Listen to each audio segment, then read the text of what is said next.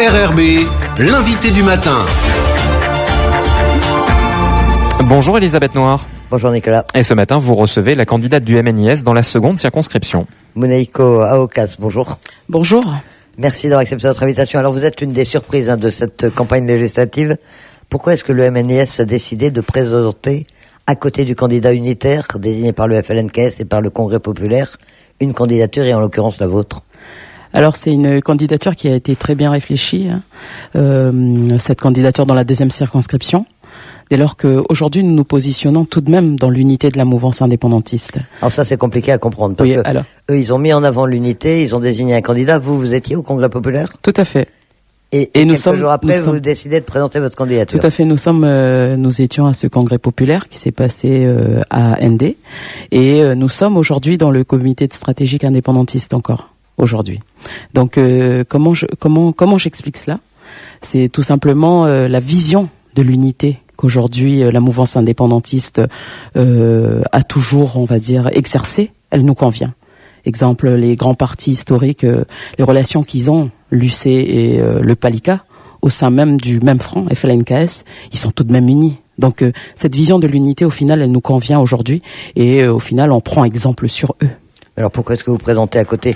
On a l'impression quand même d'une dissidence ou d'un candidat extérieur à cette mouvance. Non, pas du tout. C'est tout simplement pour apporter une vision nouvelle dans cette deuxième circonscription, car pour nous, les candidats qui ont été choisis, les candidatures qui ont été choisies au travers de ce CSI, non pas avec des critères, on va dire, objectifs, et de manière équitable et juste.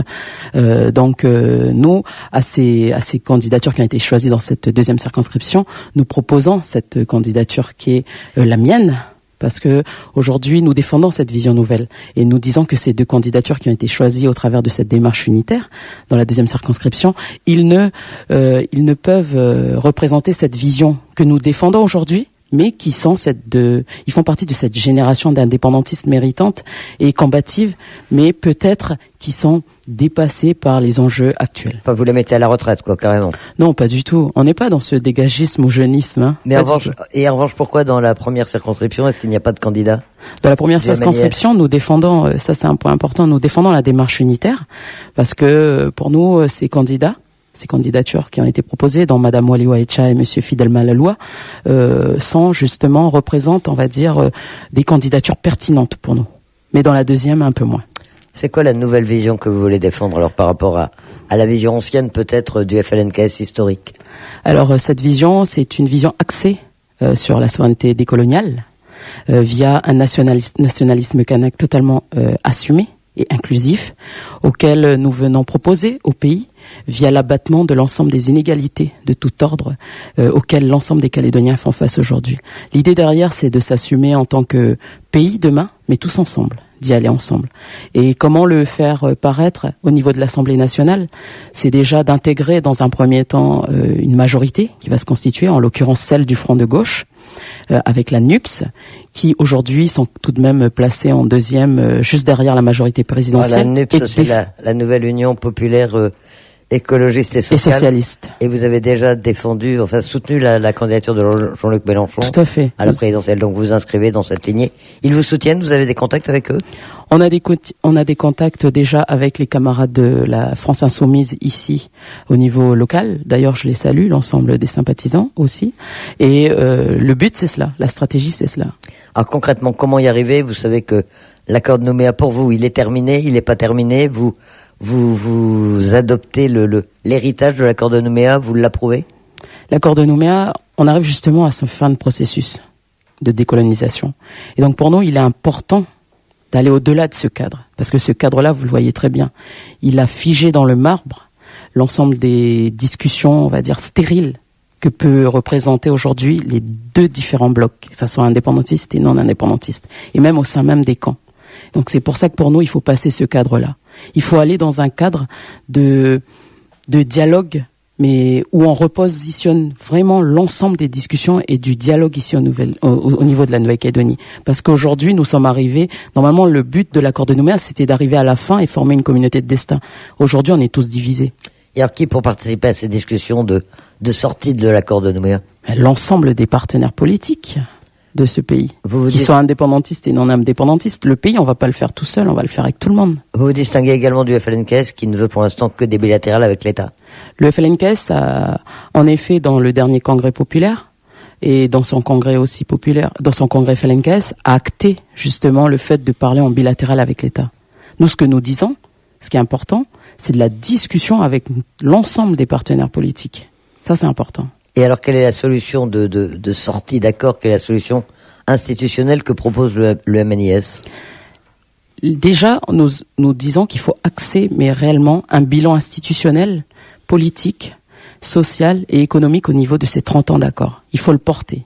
Il faut le porter à l'échelle le plus haut de la nation. Et c'est pour ça qu'au niveau de ces législatives, il est important d'être représenté à cette Assemblée nationale. Parce que derrière, il va y avoir des propositions. Mais pour faire des propositions, il faut faire le bon diagnostic. Et donc ça, c'est important. Aujourd'hui, institutionnellement et politiquement, on voit bien que le bilan, il est plus positif. Les indépendantistes sont présents dans l'ensemble des institutions pays, que ce soit à l'échelle du gouvernement, du Congrès et des communes. Par contre, au niveau de l'aspect social et économique, nous voyons très bien qu'aujourd'hui, la charte de vie fait que les citoyens sont sur la route. Et même, on n'arrive pas à clôturer les fins de mois ici. Donc, l'idée, c'est quoi? C'est de porter tous ces dossiers, que ce soit d'ordre institutionnel et aussi d'ordre économique, sur la charte de vie, mais également environnementale, dans cet hémicycle. Apporter au moins les discussions pour pouvoir en débattre. Parce que demain, le député, c'est celui qui va être en relation, en contact avec les populations, avec les représentants de populations, que ce soit des représentants économiques, sociales et citoyennes, et il va apporter ces problématiques au niveau de l'Assemblée nationale et discuter des projets de loi, que ce soit en commission et ensuite à l'hémicycle, pour défendre justement les intérêts des citoyens, que ça soit dans sa circonscription, mais surtout à l'échelle nationale. Je vous rappelle que l'Assemblée nationale, c'est être l'État. Donc ça, c'est un premier point. Mais il faut axer les discussions de sorte à favoriser justement le dialogue dans les différentes circonscriptions. Et vous avez également des propositions purement institutionnelle d'organisation de la Nouvelle-Calédonie. Tout à fait. Une réorganisation institutionnelle, comme je le disais, un bilan sincère de cette provincialisation au bout de 30 ans. Et si cette provincialisation, a plus favorisé la partition et non pas le cadre d'un projet pays, d'une vision pays, revenir à des politiques de proximité. Aujourd'hui, il existe les communes qui ne sont pas issues, eux, de l'ère des accords, que ce soit l'accord de Matignon ou l'accord de Nouméa. Les communes, c'est l'un des outils de français qui existe depuis et qui a été rattaché aux paroisses. Ici en Nouvelle-Calédonie, si nous revenons aux communes, nous avons une culture, on a une histoire ici, on a des tribus. Demain, comment on pense réorganiser, c'est justement un maillage intercommunal, en prenant en compte dans ces communes justement cette partie tribu, où l'ensemble de nos responsables coutumiers, de nos autorités, y seront. Ils seront plus à côté, ils seront inclus dedans. Et l'idée, et là, nous arrivons dans le nationalisme kanak, mais totalement assumé. Et comme cela, nous pensons répondre, mais réellement, aux attentes des populations, qu'elles soient en tribu ou dans les villages, tel qu'est le cas aujourd'hui. Mais là, demain, ce maillage, il se fera à l'échelle du pays. Et après, pour défendre l'intérêt national et général, il va y avoir un gouvernement qui sera déconcentré. Pour ces élections législatives, quel est l'électorat que vous visez? On sait qu'en général, il y a une grande discipline de vote des électeurs indépendantistes. Est-ce que vous ne craignez pas qu'ils votent plutôt en faveur du candidat FLNKS que pour vous? L'idée, c'est pas de venir piocher dans les candidats FLNKS ou autres. Je rappelle que les législatives, c'est une élection nationale. Donc le scrutin, c'est un scrutin général. Donc beaucoup plus ouvert. L'électorat que nous visons, ce sont véritablement les personnes qui sont de fibre socialiste, écologiste, communistes, tous ceux qui sont de front de gauche, mais surtout des gens qui croient en ce pays, qui croient vraiment, véritablement à cette force culturelle que nous avons, parce que demain c'est assumer qu'est-ce qu'être kanak ici. Et être kanak, c'est pas une vision ethnique, mais vraiment dans une vision nation, État. Quel est votre adversaire essentiel dans votre circonscription? Vous êtes 9 candidats au total. Hein. Tout à fait. Je pense plus monsieur Nicolas Mesdorf. Et comment est-ce que vous faites votre campagne? Vous êtes parti presque au tout dernier moment.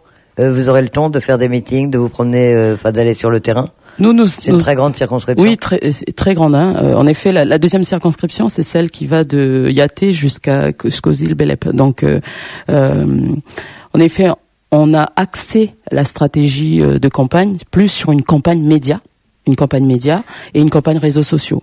L'idée, c'est de ne pas être dans des perditions d'énergie sur le terrain et de faire une ou deux grosses réunions pour la campagne. Monique Aucas, candidate dans la seconde circonscription sous l'étiquette du MNIS. Merci d'accepter cette invitation. Merci à vous.